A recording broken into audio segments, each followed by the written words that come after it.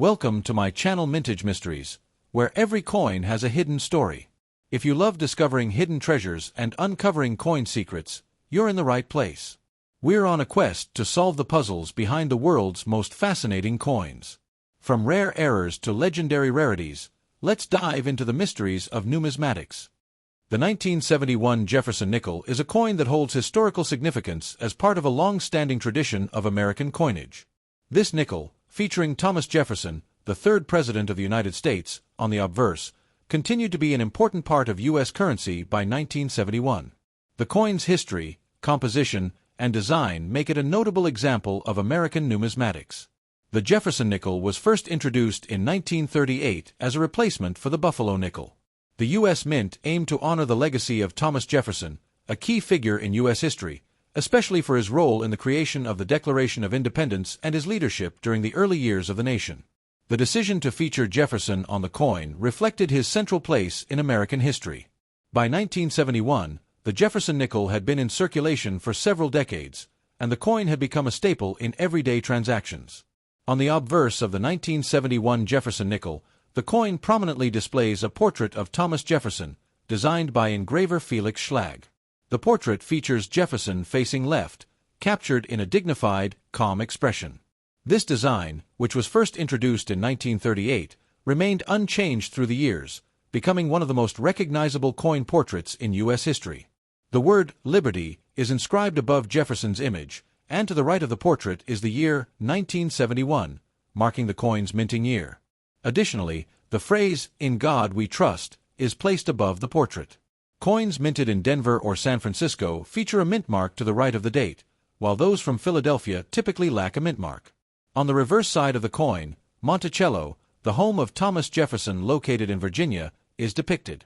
Monticello is shown as a symbol of Jefferson's architectural achievements and philosophical contributions to the country. Above the image of Monticello is the inscription Monticello, while the denomination 5 cents appears below it. Beneath the building is the phrase E pluribus unum, which means out of many, one, emphasizing the unity of the United States.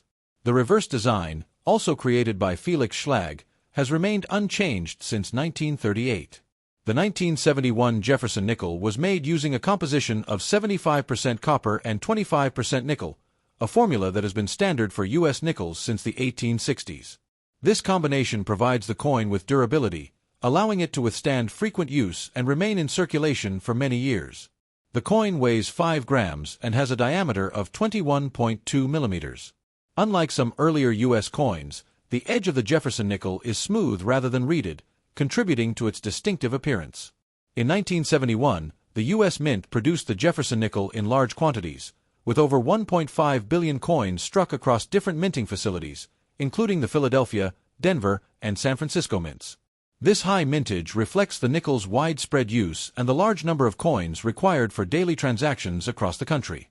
Despite the large production numbers, certain variations of the 1971 nickel, such as those in higher grades or with specific mint marks, can still hold value for collectors.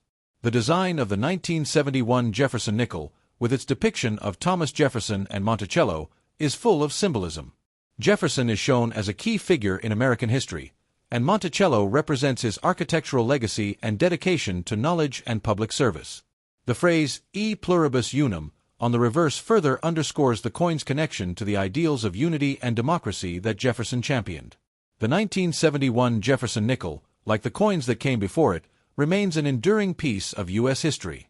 Its design and composition reflect a dedication to honoring American ideals through coinage, while also ensuring that the coin remains durable for widespread use. Whether viewed as a piece of currency or as a collectible item, the 1971 Jefferson nickel is an important part of American numismatic heritage. The 1971 Jefferson nickel is a coin that, at first glance, might not seem particularly rare or valuable. With a mintage of over 1.5 billion coins, it's clear that this nickel was produced in massive quantities. However, like many coins, there are specific circumstances and characteristics that can make a particular 1971 Jefferson nickel more valuable than others. While most examples from this year are worth just 5 cents, some rare and unique varieties have been known to command values far higher, even reaching staggering amounts. Let's dive deeper into the factors that contribute to the rarity and high values of certain 1971 Jefferson nickels. The first thing to understand about the 1971 Jefferson nickel is that the coin was produced in large numbers at various U.S. mint facilities. These mints include the Philadelphia, Denver, and San Francisco facilities. Because of this high production, the 1971 Jefferson nickel can generally be found in circulation without much difficulty. Coins that are well worn or have been in circulation for many years are often valued at their face value or slightly more, depending on their condition. However, things change when we talk about coins that are in uncirculated condition or those with unique characteristics. One of the most significant factors that contribute to a coin's value is its condition. Coins that have remained in pristine condition and show minimal signs of wear are highly sought after by collectors. The term MS-65 or higher refers to coins that are in mint state, meaning they have minimal imperfections and maintain the sharp details of their design. For example, a 1971 Jefferson nickel in MS-65 or better condition can fetch a value of several dollars, much higher than its face value. However, the true rarity and high value of the 1971 Jefferson nickel come from specific varieties or minting errors that make certain coins stand out from the rest. One of the most notable of these is the 1971 DE double die obverse variety. This coin features a noticeable error on the obverse, where certain areas of Jefferson's portrait and inscriptions, such as Liberty and In God We Trust, show signs of doubling.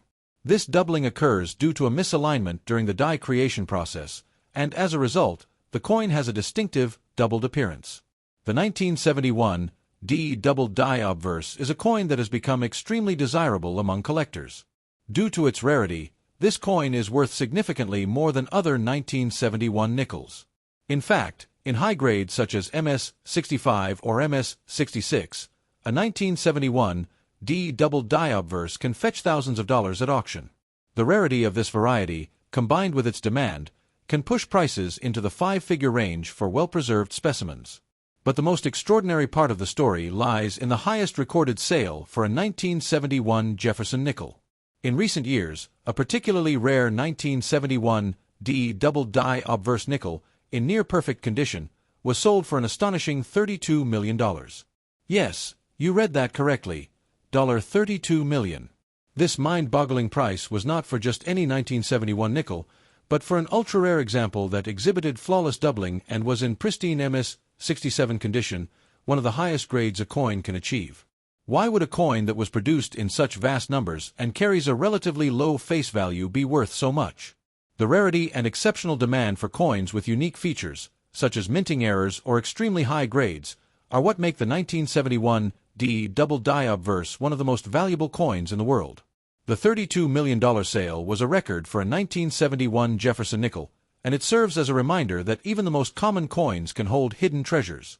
For most collectors, the chance to find a 1971 DE double die obverse in perfect condition is slim, but the possibility exists.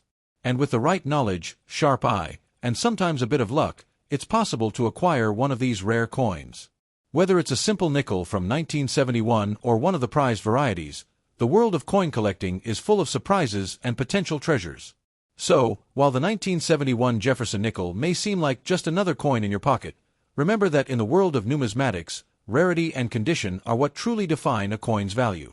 Keep an eye out for those special varieties or well-preserved examples because, just like the 1971 DE double die obverse, you never know when you might stumble upon a coin worth far more than its face value. If you enjoyed today's exploration, make sure to hit that like button, subscribe for more coin discoveries, and share this video with fellow collectors. And as always, keep searching for those hidden treasures in your change. You never know when you might stumble upon the next big mystery.